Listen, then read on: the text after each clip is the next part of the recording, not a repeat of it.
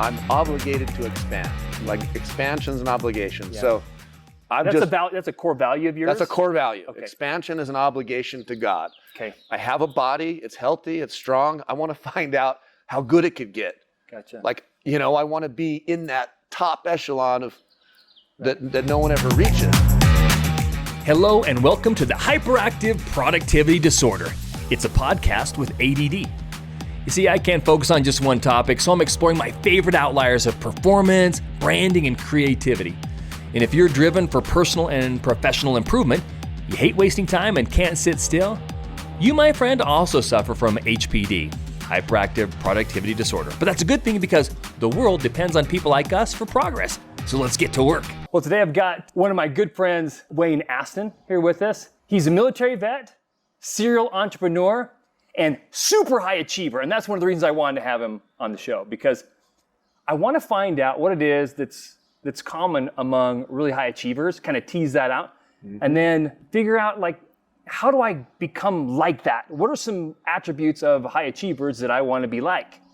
I saw this guy at the gym recently, and so let's talk about the elephant in the room, which is you. Okay. The dude is shredded. Like, I work out every day. Seriously, I work out every day. Almost every day, okay? Like Sundays, I might just go for a walk or something. Sure. But like Saturday, I'll go for a long run. I do yoga, I do weight training, I do cardio, I do it all. But when I look at you and I look at me, it's different. Okay. So tell me what is it that you do to be in great shape? So my fitness journey has been it's a lifetime commitment. I was really into high school football and got a scholarship to go play college ball and then joined the Marine Corps, and to make it extra tough, I joined the infantry to be a machine gunner. So I wanted the most physical, most, manly thing I could do. Regretted that almost instantly, right? No, why? Why did you Just because when you get there, I was 17. Gotcha. I graduate, 17 years old. I'm in boot camp 3 days later, turning 18 in boot camp. And it was just, I was just so shocked with how difficult and how raw it was. Yeah. I wasn't prepared for that. And were you different? Were you like everybody else in level of capacity? Or were you already kind of a little above your grade? I feel like I was quite a ways above most because... And it was still difficult. It was still very difficult, yeah. I was very competitive in the Marine Corps and I would do all the fitness competitions and win those awards. But no one ever really taught me, like none of my coaches over the years taught me principles of nutrition. Principles of real weight training for purpose. We did, in the football days or in the military, there was weight training for just general strength. And it's different because there's lots of ways to weight train, and I went through a phase of doing triathlons and loved that. Yeah. And that was really heavy on the cardio side of things, like cardio all the time. Yeah. And I got to a point with that where I just couldn't gain enough weight. So I'm what they would refer to as a hard gainer. Like I don't love eating. Yeah. My metabolism's high, and so I'm always like the skinny guy, right? Yeah. And so, especially when you're doing endurance stuff, because your muscles can get really big. Yeah. And you're getting fairly lean. Yeah. Because you're burning tons of calories. Absolutely. And so, I came to a point, I'm 6'1", and I was like 175 running triathlons. I'm 175 right now. Okay. I just weighed myself this morning. I'm 175. Okay. So this is what it looks like. Okay. 175. What do you weigh right now? 215. 215. Yep. Okay. Yep. And I'm about 14% body fat. Okay. Do you know what you are? Well, according to the scanner over at Lifetime. And mine's similar. I scanned last week. It was 5.5%. Okay. But that's off. If you do like a DEXA scan, it's like an actual body scan, it's probably 3% higher than that. So I'm about 8.5%, 9%. Okay. Yeah. So I'm about 14%. He's about 8%. This is what it looks like. This camera right here. Okay. This is what it looks like. This is me flexing get up here.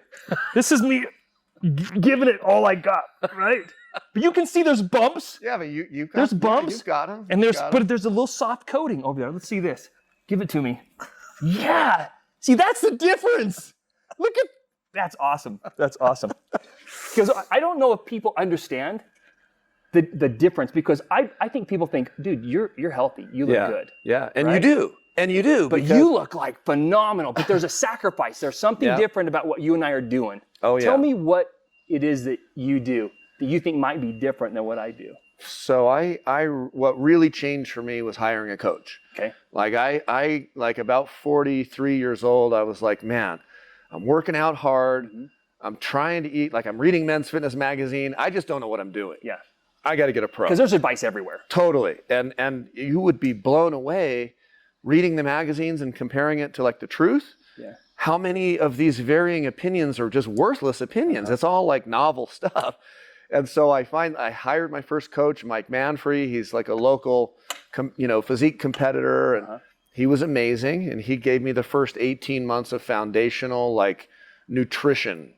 Okay. Like Which is understanding. what are the basics of nutrition? It's so the whole dieting plan, like the idea of dieting, that's a fallacy. Okay. Like it's really about lifestyle. It's figuring out what you like to eat. What do I like to eat? And then tracking my macros. How much protein, carbs, and fat do I consume in a day? And what's my caloric intake on the day? Mm-hmm. And I start tracking that. Right. And if those ratios are correct, you can naturally reduce body fat. You can naturally be fit without as much effort as you would think in the gym. Right. So when you go add really intense work on top of that foundation is like 70% of the equation. You get those macros correct, and then the work really starts to shine through. Is it challenging to maintain that composition of nutrients? No. Are there sacrifices that you make? Is there like, I like you saw me baking bread or slicing up some bread and and stuff. Is that something that you can indulge in, bread? Or is that like, dude, bread is not on the menu? That's a great question. I mean, bread, pasta is not on the menu for me, but it's critical to have a cheat day. So on Sunday, I eat donuts. Okay. Or I'll go out to dinner on one night a week and I'll eat whatever I want. So I'll have a burger with a bun and have the bread. But as a baseline, it's lots of rice, lots of meat, lots of quinoa, so that it's a lot less protein shakes and supplements. It's more clean calories, calculated, real food. That's really where it needs to come from. Does it feel like a math equation to you? It is. is A science project? Yeah, it is. It is. And so it starts with protein. If you take your body weight, the number one rule is take the body weight. And if you want to gain, if you want to build, then you need 1.5 grams of protein per pound of body weight. Right. So if you start there, then you can build out what the fat and the carbs should look like. But the carbs are typically double the protein, and the fat is going to fall into, it's going to be about 28% of your diet. But when I talk about fat, it's avocados, peanut butter. It's clean fat. I gotcha. It's not my donuts. My donuts, the donuts are the hollow calories. They don't count. Yeah. And so it's critical to get the clean fat in that diet because, ironically, that helps burn fat. Yeah. So really, the science behind the nutrition is a huge piece of it. I've been with my current coach now for 2 years, Garrett Kohilo. Okay. Lives in Hawaii, and he's also a competitive physique guy. Trains Dwayne Johnson. He's trained Jason Momoa. So he's a celebrity trainer guy. Right. In fact, he'll be in Utah next month, so you might get to meet him. He'll be a lifetime with me. So awesome. I can't wait to work out with him. But he's really taken me to a whole nother level in the fitness. It's like, in fact, he was telling me last week on my weekly call with him, he's like, listen, Wayne, I got X number of clients, and there's 2 that can compete. You're one of them. Like, why aren't you competing? Yeah. And I'm like, he's like, you're doing all the work. Yeah. You're making all the progress. He's like, it would be good for my marketing if you would do a show or 2. And I'm like, and I'm just like, you're a busy dude. I'm like, I'm so busy, and I know it would take an extra measure. Like it would be more time in the gym, and it would be little. where I'm at now has just been, I know I have a commitment, like I'm obligated to expand, like expansion's an obligation. Yeah. So That's a core value of yours? That's a core value. Okay. Expansion is an obligation to God. Okay. I have a body, it's healthy, it's strong. I want to find out how good it could get. Gotcha. Like, I want to be in that top echelon of that no one ever reaches, right? And so that's the driver. Okay. And so Garrett, trying to talk me into doing a show. I will do a show. I committed to doing a show. Yeah. I'm not excited about it. Yeah. I get super nervous in front of crowds. I just can't even imagine myself on I know you were all hesitant to go, and you'd crush me. You know it was going to make me look bad to pull up your shirt, but yeah, I get it. But one of the big questions I was going to ask, you already answered, was this obligation to next level. Yeah, yeah. Where does that come from? Because that drives your body, but it drives everything. So everything. Tell me where that comes from. Were you raised like? Did your dad always say, "Look, you got it. You got to give it everything you got every time"? No. Where did that come from? No, it really comes. It's a combination of all of upbringing and military training and just my own commitment for self-development. It really, my favorite parable in the Bible is the parable of the talents. Okay, and it comes from that. That is the basis of this mentality. It's like,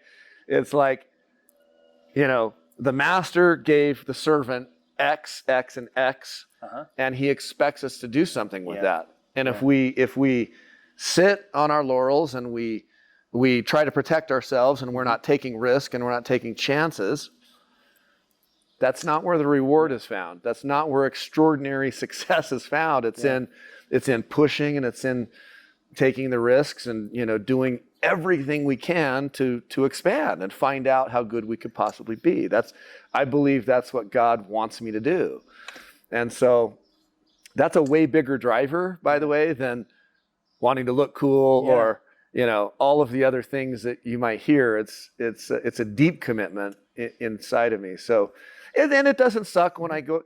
I do enjoy going into a boardroom and everyone's like, "Hey, he doesn't work out at all, does he?" Or, "God, dude, your shirt's a little tight." I love that, right? Totally. I'm addicted to that. You paid the price.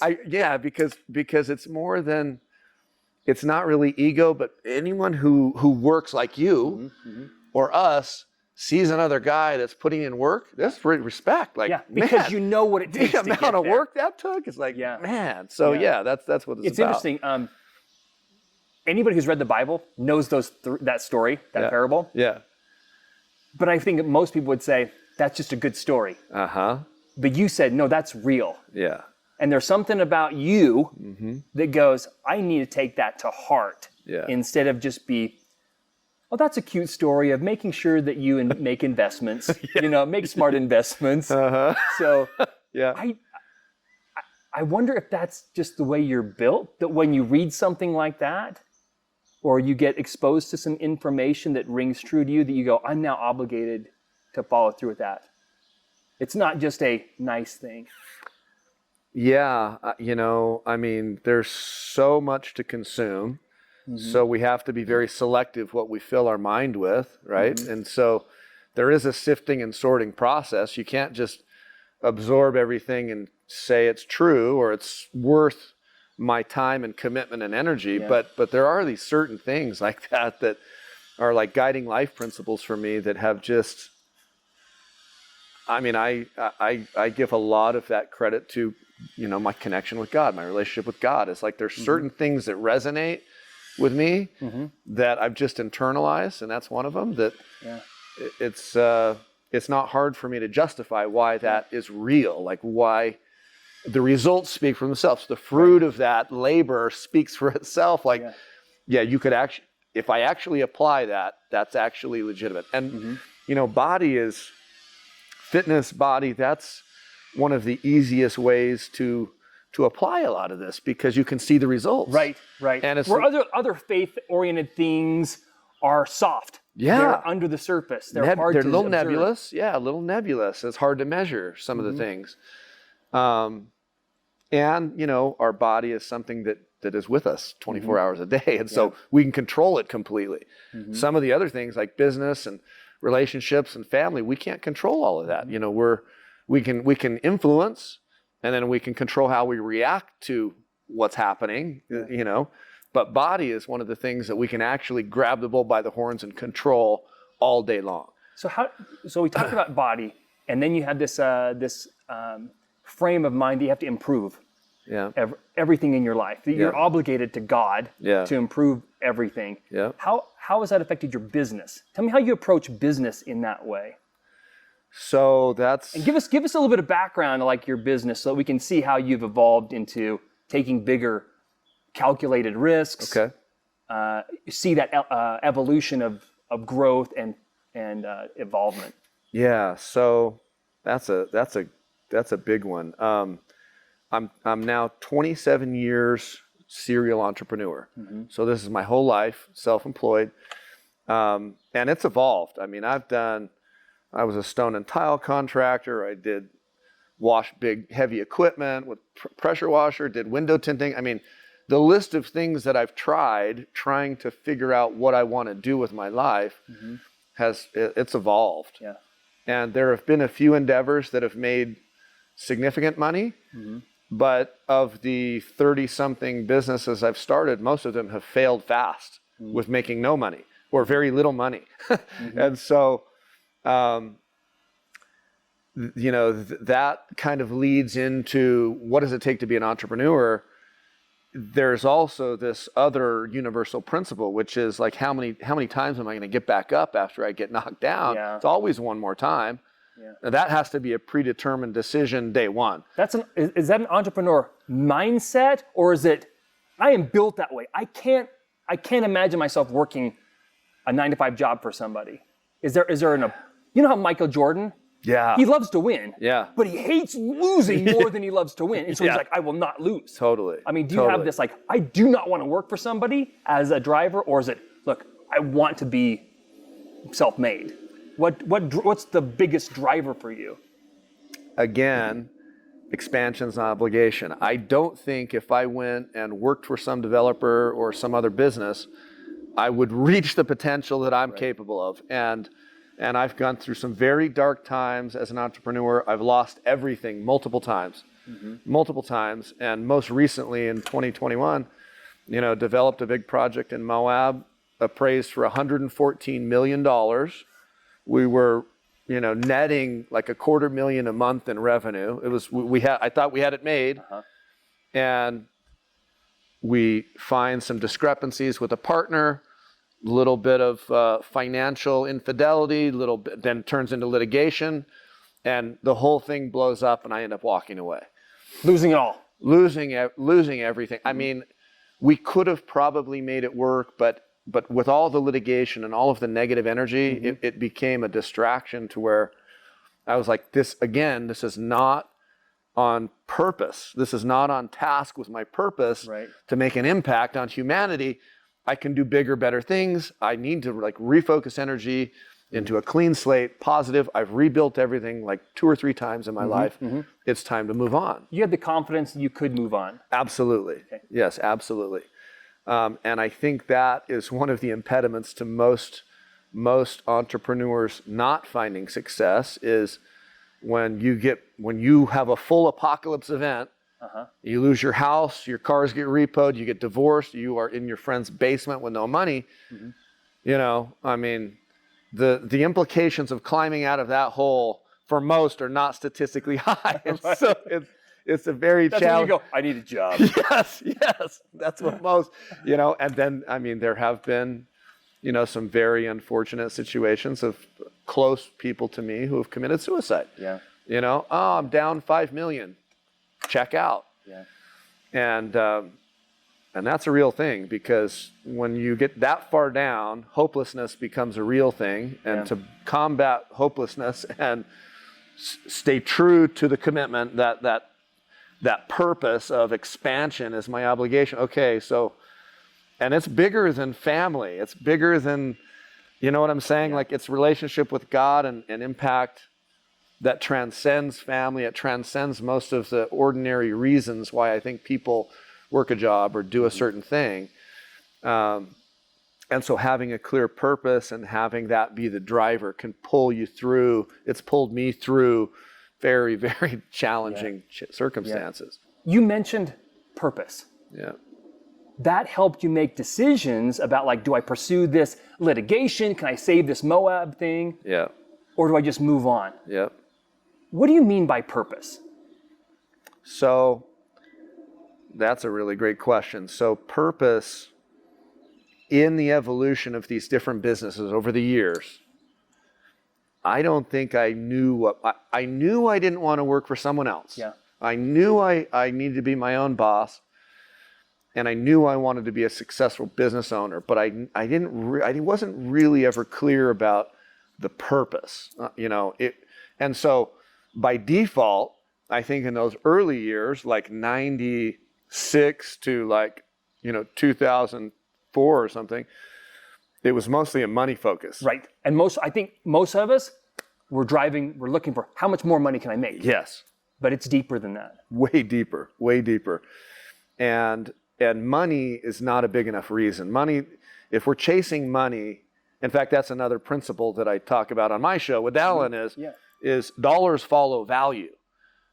If we chase the dollar and it's about the dollar, we're losing out on the real essence of why we should do something, which is building relationships or making an impact. Mm-hmm. Mm-hmm. Those are the real drivers, not making money. If we're successful and we're effective and on purpose, the dollars will naturally come. Money follows value. We make enough value for enough people, dollars naturally going to follow, right?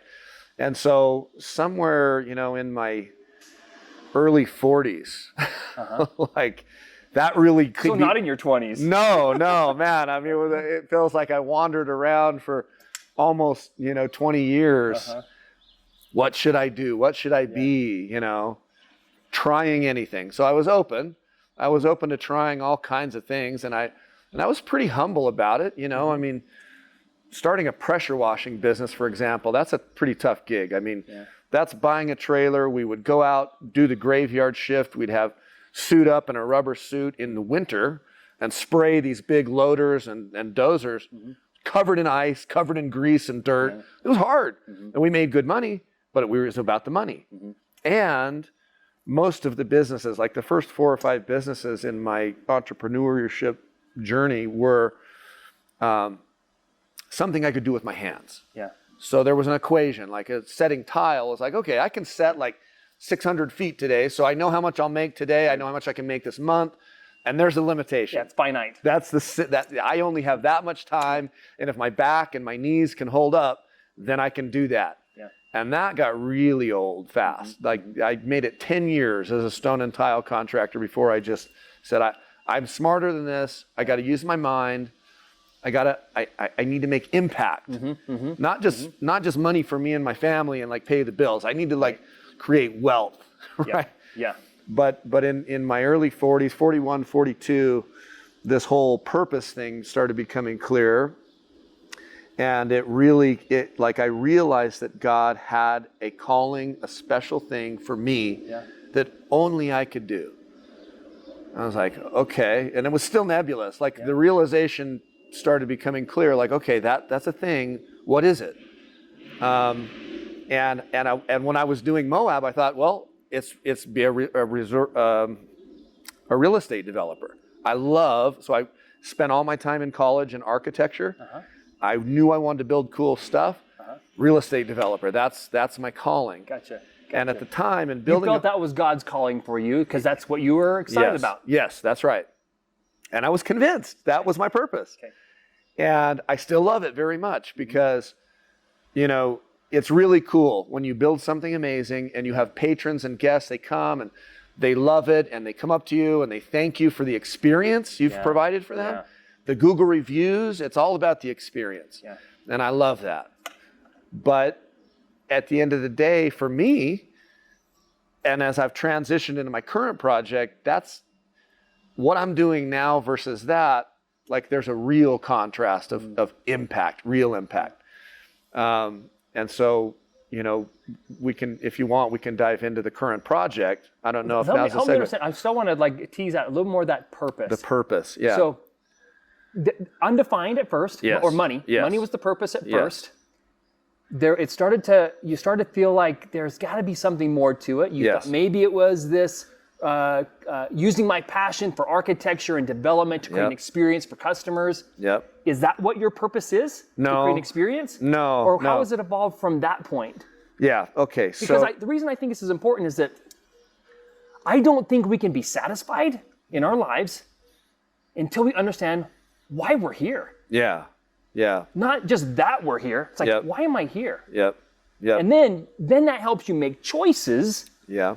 and you go, I may not have it figured out yet or have accomplished this, X, whatever it is, Yep. but I know I'm pursuing that purpose. Yep. So, okay, you were So on that it's verge of like, pre- what is my purpose Yeah. now? What is my purpose? So purpose. So I don't believe that. I'll speak for myself. Yeah, please. For me, purpose is not doing a specific vocation. It's a bigger. It's a more overarching thing. And so what I've come to realize is purpose for me. My purpose will be fulfilled if I can create jobs, like lots of jobs. If I can have an impact on families, like if I can improve the lives of the workforce and their families, and if I could have an impact on the environment, that would be just like, that would be everything. Like that would check all my boxes. trifecta. That's a trifecta. Yeah, Like, yeah. okay, so what can I do to do that? Okay, so that you've defined that purpose. When did that come to you? Was that like an introspection? Did you set up a time? I need to find my purpose. So Yeah. this weekend, I will write down things like, or what was the process like to find that purpose? The process was trial and error. It was taking massive action in a path I thought was the right path, seeing it to the end and finding out if I could grow it into something that could check all these boxes. Okay. And the hospitality and building resorts was close because it created jobs, and I was able to Help families. impact families. Yes, because I was paying better wages and I was doing certain things like the culture of the people we employed. So again, another universal principle, maybe one of my mantras is lead with love. Okay. All through the military experience and then on into business. Okay, wait, hold on a second. You just said lead with love, and then you said military. For some reason, I'm not thinking military is like a typical lead with love scenario. It's not. It's the opposite. It's the polarization of lead with love. Yeah. That's lead with force. Lead with love was something that maybe a decade ago became a universal principle for me. It was for me to be the highest, best possible version of me, I've got to be loving. I've got to be able to, I'm really good at enrolling people and I'm really good at leading men, but leading with love is it's like an ace in my sleeve that comes naturally because I do have a lot of love for people. And I genuinely want everyone around me that has an opportunity to be in my orbit to expand somehow, right? And leading with love and showing someone an example of love has been one of the most powerful tools or principles that is something I've internalized. And so that's something that I build into the culture. Like with the resorts, we're going the extra mile for people and paying better rates and letting them do things and giving opportunities they wouldn't have working for the guy down the street in a belief that if I can provide a loving environment and they know that I love and care about them, they're going to be motivated to perform at a better level. And I'm going to, Right. I'll make more money. They'll make more money. Instead of by force or threat or, coercion. Totally. It's leading with love. Absolutely. Obviously, there's a great example Yes. in that. Yes. Yes, Christ. My favorite. Right? He leads by example. He is the ultimate. Yes. Tell me how I do want to get to how your purpose is affecting your current business, but tell me how that relationship with God has evolved for you, has changed over time, because you and I have very similar backgrounds. Yep. Right? Raised in a Christian faith. Yep. And there's kind of a path that is expected of you to follow. Yeah. You absolutely. be a good kid. Yeah. And for young men, you end up serving a mission. Yeah. You get home from a mission. You get married in the temple. Yeah. You stay active all your life. You go to church every week. You you have a service-oriented role, Yes. like I'm a Sunday school teacher or a bishop or Yes. whatever. Yeah. Yeah. And then you do that until you're dead. Yeah. And that's the path. Yeah. Yeah. You and I started on that same path, Yeah. but you have a different approach now. It's kind of evolved. I'm very interested in how that relationship with God has changed, Yeah. evolved. That's a deep question. I appreciate that. Because there had to be some catalyst Yes. where you go, that's not where I need to go. Yeah, and I mean, what you described is that checked all of the boxes of what I did. That path was, I went to Russia on a mission, was married in the temple. My first marriage ended in divorce in 2008. I mean, I was the scoutmaster for 8 years. Okay. I loved that. You were on the path. I was on the path, the whole all in on the path. And there was I couldn't put my finger on the day or the week or when this happened, but there was just a point in time when I started to really just observe myself and how I was showing up for people. So it's mostly about me and how I'm showing up. And I could see that I was checking the boxes off, mostly for other people and the expectations. My parents, my siblings, my wife, the community, the neighborhood. Yeah. And The culture of that, yes. But I didn't feel like I was really being love. I didn't feel like love was like the predominant thing. It was more like doctrine, the boxes, the path. Like it was a little more mechanical. And I was just like, I just don't know if I can do this. I think I might. I think if I took a different path, maybe there's an opportunity for distinction for me to really be love, because Christ is the ultimate example. I mean, this is where this comes from, is because of my love for Christ and my devotion to Christ. Is he said himself, what's the greatest of all of the commandments? Love one another. And if we do that, then all these other things ought to be easier, or they ought to kind of work themselves out. But if we don't do that, I believe none of this can really work underneath that, right? So none of the other rules really apply if love is not the prevailing thing. That's why I lead with love. And so I did discontinue my affiliation with organized, faith. Was that hard for you? Because you had been on that path. Yeah. I imagine, like if I were you, I'm projecting. Yeah. If I were you, I'd be like, oh man, am I abandoning this thing that has helped me to become who I am? Yeah. How do I address that pivot? Yeah. Yeah, it was really scary and really, really isolating for a while at first. But 2008 was such a apocalypse. That's the word I use, and it's hard to describe. It's like me trying to describe boot camp to someone who's not been. It's like you could never fully understand this apocalypse of losing everything, and the pain of the divorce, and we were living in a 10,000 square foot house. I had a vacation home in St. George. I had $500,000 worth of cars in the garage. My Aston Martin was being repoed. I mean, the losses of material things were so great and so devastating. It was the crash and burn of that. The crash and burn was so devastating. Yeah.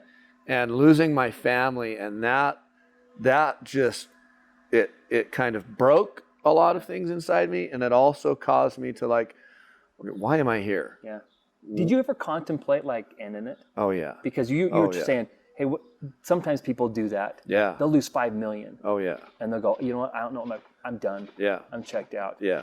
So you were looking at end of life. Yeah, I was. So that's that catalyst where you go, I need to assess. I need to assess where I'm at. Yeah.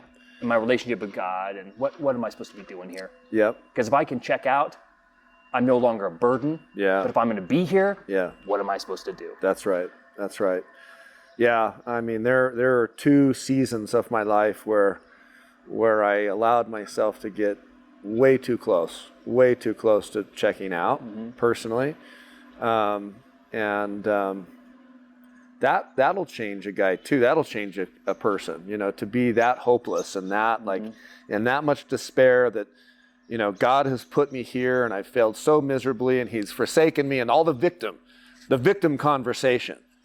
Okay. And so I recognize that I was allowing the voice in my head to feed the victim side, that victim self-talk. And, and so part of what's pulled through here is a realization that outward focus is the exceler to suffering.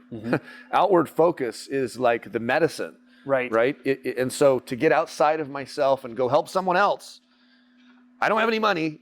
I'm super down. I'm thinking about checking out. But if I can go help someone else, I'm going to feel a little bit better. And that's counterintuitive. It is. Because you would think, I'm a mess. Totally. I need to focus on myself. Totally. To get better. And you're saying, I'm a mess. I need to get better. Yep. I need to do something for others. Yep. That's right. How did you know that was true? Again, I felt like my connection with God, that was, I felt like that was an insight he blessed me with, just a knowing or a realization that became relevant when I was, and I realized he didn't want me checking out. Yeah. He still had something for me to do.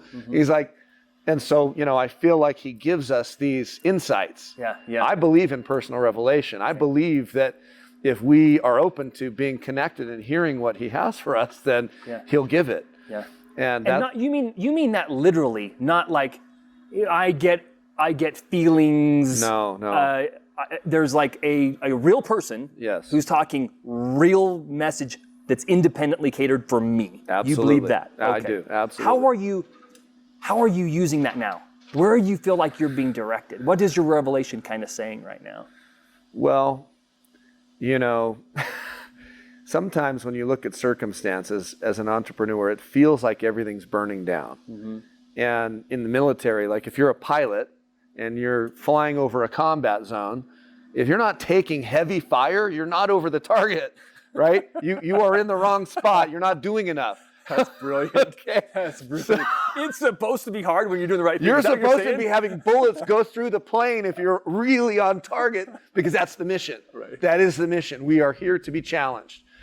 And so in all of this, there's this conversation around faith and the way I'm defining faith now and how I apply faith. And everyone wants to talk about faith. I have faith and I believe in this and this and this. And so much of it is talk, and no disrespect to anyone of any. It's universal. Yeah. Everyone talks about faith. Yeah.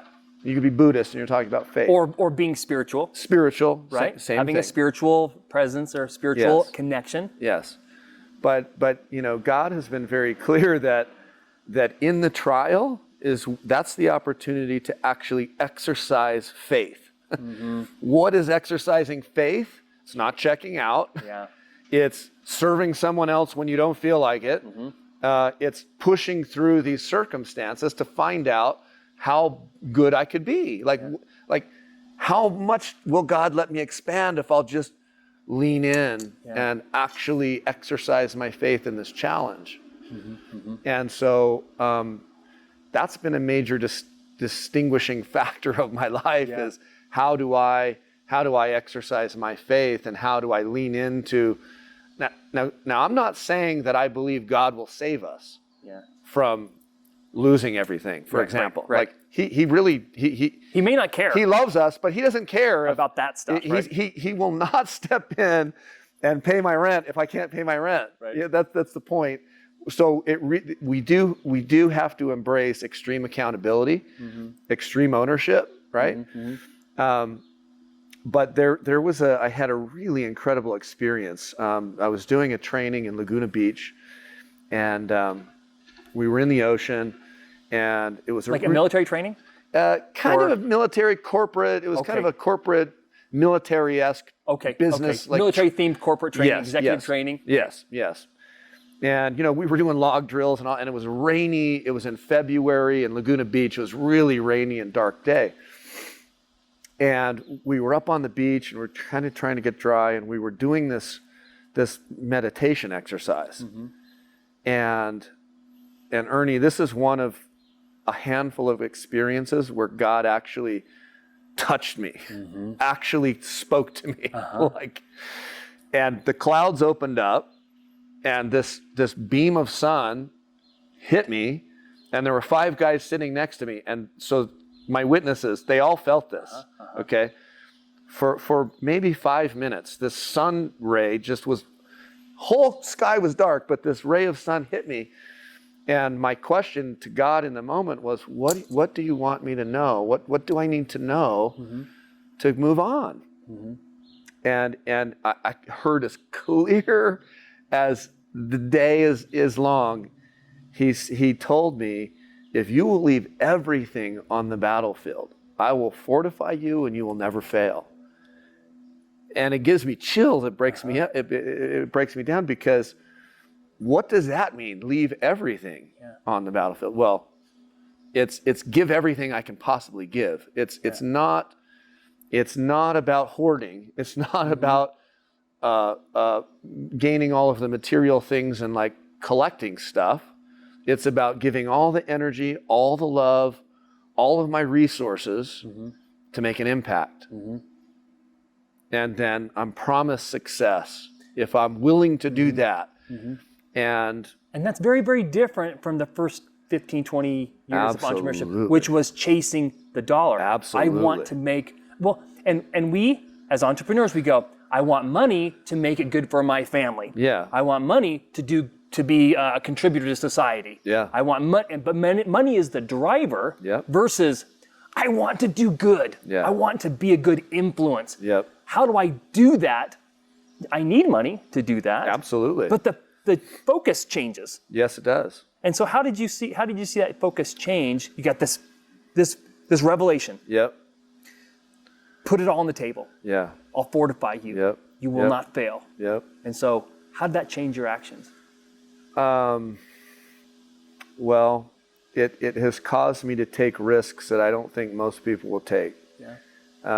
It has caused the situation in Moab, for example, to walk away from this security, this thing I built for 7 years. I've put 7 years of my life. My wife and kids are depending on this being the future, and walking away for. See, one of the things is I don't live for the guarantee of anything. I'm living for the chance to be extraordinary. There's a chance. If there's a chance to do something better, then I'm on that path. Versus being secure and comfortable and safe. Yeah. And so deliberate discomfort is actually the name of a book. Good friend of mine, Jason Van Camp, Green Beret, working out with me in the gym this morning. He wrote a book called Deliberate Discomfort, and he touches on this. And that's something that entrepreneurs really, really have to internalize is this is not about being comfortable. Yeah. I think if we really understand Christ's messaging, we would also glean from that. Yeah. This is not about being comfortable. Right. This is about doing what's necessary and what is required and what, it's the duty, right? Yeah. It's the airplane that if you're not taking heavy fire, you're in the wrong place. That's right. If you're flying over where it's really safe, yeah, you're not progressing. You're not making a difference. You're just coasting. That's right. And what good is that for anyone? So that's a good litmus test, really. It's like yes, everybody, it is. like, look at your life right now. Yeah.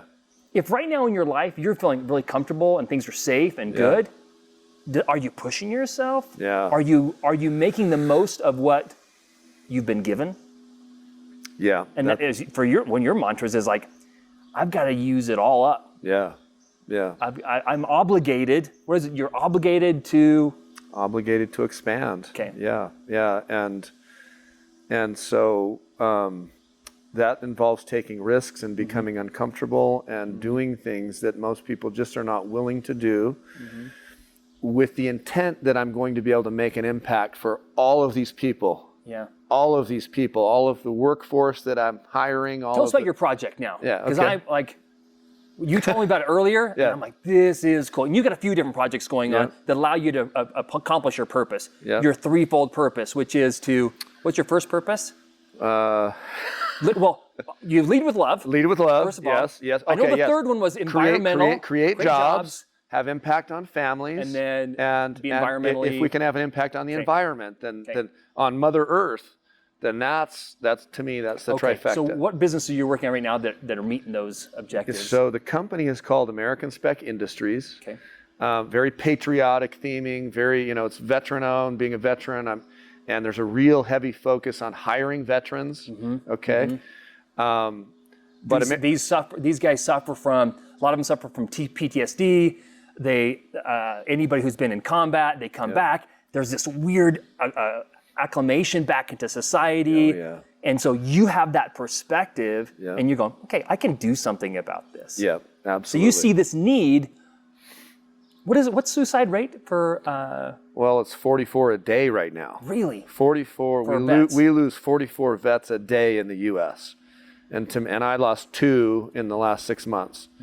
So it's unacceptable. I mean, one of my friends back in November who took his life left 6 young kids and a wife. I went to the funeral. It crushes you to go see that, and you kind of go through this evolution of like anger and like resentment and then sadness and like all the things. You feel all of the things and you're like, God, how did we fail him? What could have been done to avoid this? And there are things that can be done. So tell me about American Spec. So American Spec is a clean tech waste conversion company. So we've got proprietary technology and processes that we can take a truckload of garbage and turn it into superior lumber or green hydrogen. So it's super cool technology. It's mind-blowing what we can produce with garbage. So that's helpful for the environment. Who do you employ? Yes. Who do you target to employ? So, we have a heavy veteran employment selection process, and we will hire civilians that are qualified. But, we have jobs that range, and we're a startup. We're 2 years into this, but we're still pre-revenue, so we're still, hiring our first few guys. But we've got a massive project in Fillmore, Utah, building a 2 million square foot operation to produce this alternative lumber and green hydrogen. We got a green hydrogen plant there. We've got this waste conversion plant, and that's going to be, 350 new jobs in Fillmore. Fillmore is the first of 10 locations in the U.S. We've already selected a site in Las Vegas. We've got one in Lewiston, Idaho. We've got one in Pueblo, Colorado, Dallas, Atlanta, Detroit. And we've got some really exciting international ambition. We've got folks in other countries inviting us to bring this technology and these factories to them because waste management is such a huge problem. So I'll be on a multiple country tour next month for my birthday, July. We're going to be in India, we're going to be in Dubai, and we're going to be in Africa. And we've got ambition to stand up in this first phase at least 15 of these factories. And so, how much does one of those cost? One factory is about $280 million. You're in a completely different world. Oh yeah. Right? Oh yeah. And you feel confident moving forward because you feel like this is your purpose. Absolutely. And you know you can't fail. Absolutely. I love it. Yes. I love that. Yes. Yes. When you feel you have providence on your side. Yeah. And you like, this won't happen, but even if you fail, the effort and direction you're moving, is the right direction. So there's confidence in that, right? Yeah, absolutely. Absolutely. Yeah. And it's challenging, and we've bootstrapped, the first project. We're several million in of just our own, me and, a couple partners' money. And so now we're moving into the next phases of financing, and it's getting really real, like raising that $280 million. We've already got commitments for $212 million. So we're like, here's the funny thing. It's right there. Here's the crazy thing about what's so cool about this is building resorts and finding capital for resorts was doable because we did it, but it was challenging because the resorts are everywhere, like condos and hotels are. What's special? And so there was this ongoing conversation with capital resources of what's so special about this, and we would talk about culture and impact. Right. Yeah. Now, with this project, Oh, it's like, well, first of all, if we just talk about the state of Utah, just a second, just the state of Utah alone, there's 1,500 miles of rail line. So one of the products is railroad ties. okay. That's an alternative lumber that we can make with this waste. Gotcha. Currently, those railroad ties are wood, dipped in. Toxic creosote. Right. Yeah. So black stuff. Yes. Right. Environmental, disastrous environmental. And thing. how many of them are there in a, there's a gazillion of them in a mile, let alone 3,250 okay. in 1 mile. Okay. So tons of lumber, Yes. tons of creosote, Creosote. and you have this environmentally friendly product. Yes. Okay, what's the lifespan of these things? Because I know that wood over time can decay and lose integrity. Yeah. So that's the cool thing is the oak tie soaked in creosote is being replaced like every 5 to 8 years. Okay. And, So it's labor, cost, and it's an ongoing cost, and it's a craw in the side of the operators. Like you talk to BNSF or Union Pacific, the big rail guys, and they're like, yeah, it's an ongoing thing, and we hate that we're perpetuating an environmental problem. Right. They know it. Right. But it's the cheapest thing, and they've been doing it for 110 years. Right. So it needs a little technology boost. Yes. And we're coming along and saying, well, our ties are waterproof, fireproof, termite-proof. They don't expand in the freeze thaw. They hold a spike better, and they last 50 years. So we can replace like 4 or 5 replacement cycles. That saves the state of Utah $1.2 billion. Wow. Savings.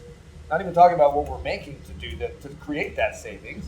It's economically huge boom. So economically, it's environmentally. Yes. And then you're saying we also have this really cool program for vets. Yes. So you're like, it doesn't matter what political party you're leading, Absolutely. right? Yes. You're like, okay, if I go against this, I'm going against the environment. Yeah. I'm going against military love, showing some military that's love, right? Yeah. I'm against money. Yeah. I'm against saving money. Yeah, right? that's right. So finding an investor, that's kind of a little bit easier than trying to find an investor for a hotel. Way easier because we can check any box for any investor, and a lot of the big, family offices, institutional, even banks, like the biggest banks, the biggest private equity guys on earth, KKR, Carlyle, Blackstone, all of them have these clean energy or renewable or carbon reduction initiatives, right? These rail ties are carbon negative. We can take an old tie out of the ground, suck the creosote off of it, and dispose of it, and split and chip that old tie and put it into our mixture to make the new tie. And then guess what? In 50 years, when our tie is ready to be replaced, we take it out, grind it up, and make a new tie. It's a full crate. We're the only company on earth with a cradle-to-grave solution for that particular wood product. Okay? That sounds so exciting. It sounds really cool. Yeah. It's like, how much money do I have to invest in this project? Listen, it's funny. I had a call literally yesterday with one of the lenders that's putting a debt facility on the Fillmore project, and he was asking about who are the anchors, and I told him about American Spec, and he's like, I need to know everything about that. I'd like to invest. That's amazing. Yeah. So for me to not have to sell anything, for me to just share what we're doing, what are our KPIs? Share your value. Here's the value. We're saving money for the state and the rail. We are reducing carbon emissions from the landfill. We're reducing landfill mass, and we're reducing deforestation. The amount of trees that have to be cut down to create a railroad line is a lot. And this is just one product. This is just ties. Then there's road utility poles, and there's marine pilings and foundations, and all of the things that we've done globally with these old materials. We're just replacing these old materials with the future material. Awesome. But no one's been able to argue with these KPIs yet. And so it's like, how much money do you need? So And then you know what else is funny is we're like, we've had banks like PNC Paribas, big international banks, say, you know, we love this, we love what you're doing, but 280 million in Utah is not really enough for us to. I mean, if you would do 5 of these, we could get behind you. That's a whole different equation than trying to get $50 million to go to Moab for a resort. Yeah. Oh yeah. You know, they want it. They have billions of dollars. Yeah. And if you can deliver a measurable environmental metric and a solid economic metric, then that's what I'm saying. It's what we talked about. It's like dollars follow value. And now you're accomplishing your purpose. Yeah. So you must be feeling a certain amount of peace in the course of your life right now. Yeah, exactly. You're excited about the risks you're taking, Yeah. the direction you're going. It's a big, meaningful project. Yeah. The success of that project feels intuitively guaranteed. The success of the project will yield all this amazing fruit. Yeah. How can people? We got to wrap this up because I could go on forever. Yeah, How do people keep track of you? I mean, how do they know more about your projects and stuff? Are you on like LinkedIn? I'm I know you have a podcast. Predominantly on LinkedIn. Dallin and I started a podcast. We've done 31 episodes. We're getting ready to go into an interview phase of that, kind of like what we're doing here. Yeah. So I love being on other shows like yours. So, you know, I would like to cross-pollinate, the shows. But I think LinkedIn and the podcast are probably the main 2 things. I'm not. What's your LinkedIn? Is it Wayne Aston? Just look up Wayne Aston. How many Wayne Astons are there? I think it's Wayne They're Aston. muscle-bound. Yeah. Just look for this guy. Just look for this guy. You'll find him. I mean, Right. Yeah. if I had his physique, I'd make sure it was on every photo that I ever had of myself. Dude, you rock. Thanks so much for being with me. Thank you, Ernie. Yeah. Hey, if you like this podcast, be sure to mash that subscribe button and send me an email, me@earnburn.com. And if you want to know more about me, visit earnburn.com. Easy peasy. See you next time.